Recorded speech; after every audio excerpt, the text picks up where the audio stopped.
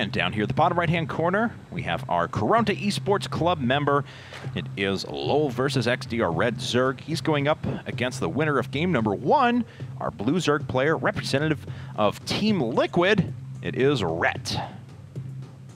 So, Antigua Shipyard, ZVZ, we are all very versed in this map and how it plays in this matchup.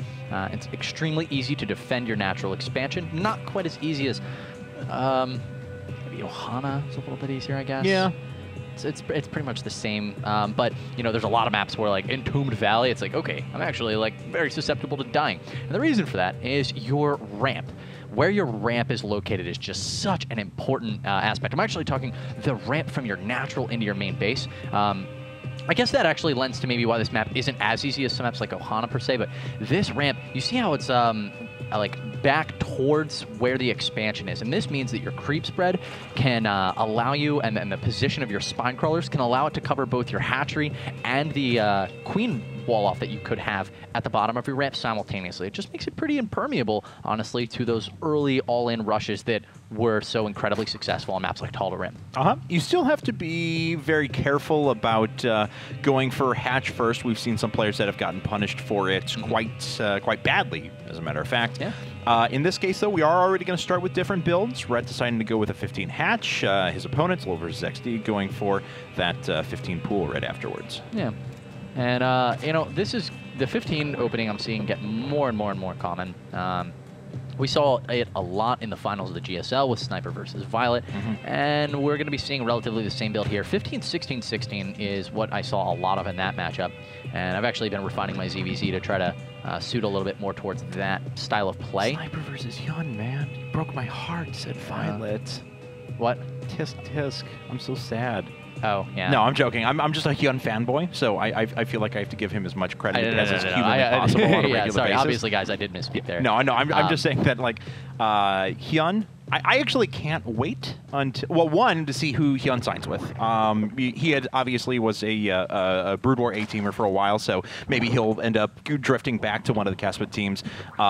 Maybe he'll end up getting signed with one of the Foreigner teams. I just know that I can't wait till Hyun competes again in an IPL event. Hey, you know, I heard a lot of people the other day talking about the Creator Club. Yeah. And how cool that would sound. Yeah. I think it was you and Tim. You were kind of like enjoying how that rolls off the tongue. I still don't know who our next Fight Club opponent is going to be, though. I should ask about that. I know, yeah, we have a lot of people actually interested in playing against Creator now.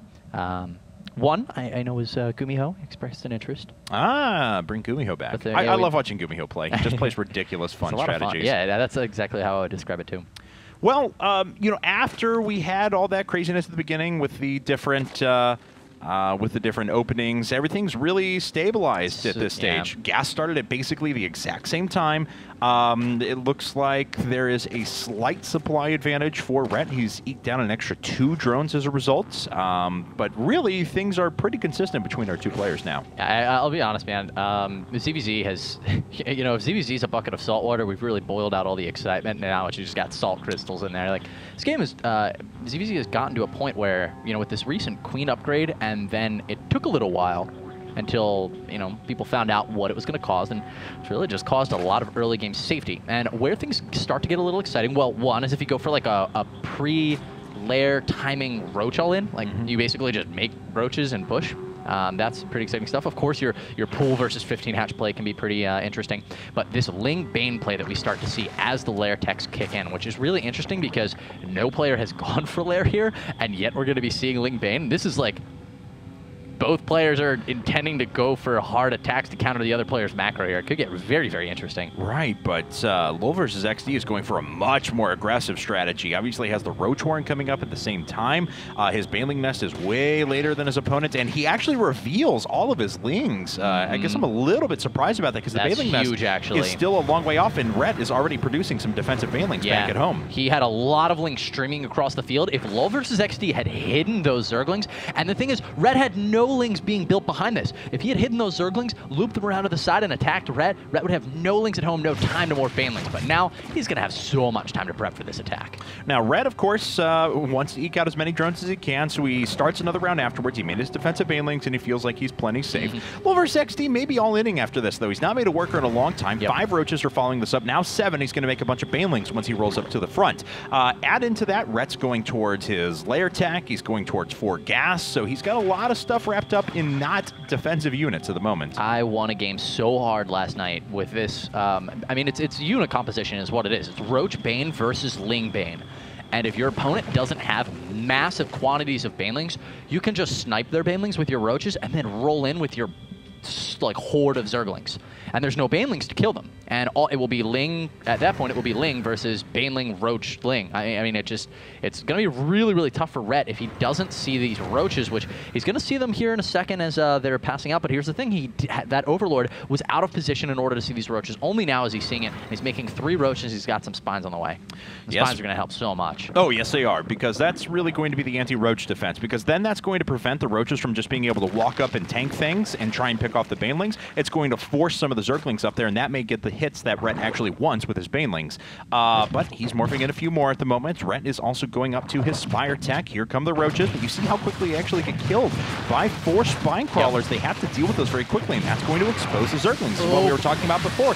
Little surprised that Rhett is running out with all of those banelings. They waste themselves on the roaches. He needs them very, very badly. There's a lot of links behind this that LoL versus XD is reinforced with, but Rhett is so intelligently keeping 4 banelings alive, using them to not allow the links to help the roaches right now, but the last few are being sniped out. Rhett down to just 1 baneling now. Now he can't use it, and the lings are able to help the roaches and kill off these spine crawlers. Rhett wasted a lot of those banelings on the roaches, but he was kind of forced to. This is what we were saying. He needed more banelings. He tried to gun it for Spire instead. He's got 500 gas that he's saving up for Mutas, but he took too much damage. GG, and Rhett goes down after only taking 1 win there. LoL versus XD tying up the set for karont3 Esports Club, and that was weird. It seems like the engagement was just so awkward. I don't know. I mean, I'm not saying that. Obviously, LoL versus XD had a huge advantage in terms of overall units. It was likely to succeed one way or another, but it seemed like Rhett had his opportunity to maybe defend a little bit better. There were a lot of roaches with that army, and he made the spine crawlers, but he blew so many of those banelings up on the roaches because the roach count was too high.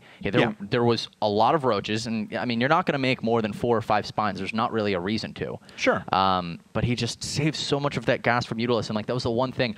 When you're up against that all-in, if your opponent, like if they're legitimately all-inning, if they reinforce with lings, you just need banelings. You just need banelings everywhere, because when you have all those banelings, you can use them as a threat against the roaches, but you prevent the entire time. The lings are just not allowed to come in and help.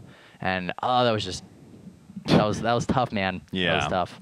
Well, Rhett is out, but in comes another Zerg player really from sad. Team Liquid, and it's going to be the one and only, the little one, TLO, choosing Cloud Kingdom for this next CVC. I'm excited to see some more games out of the TLO. It's been a long time since I've managed to cast them. So quick commercial break, guys. We'll be back with a match right after this.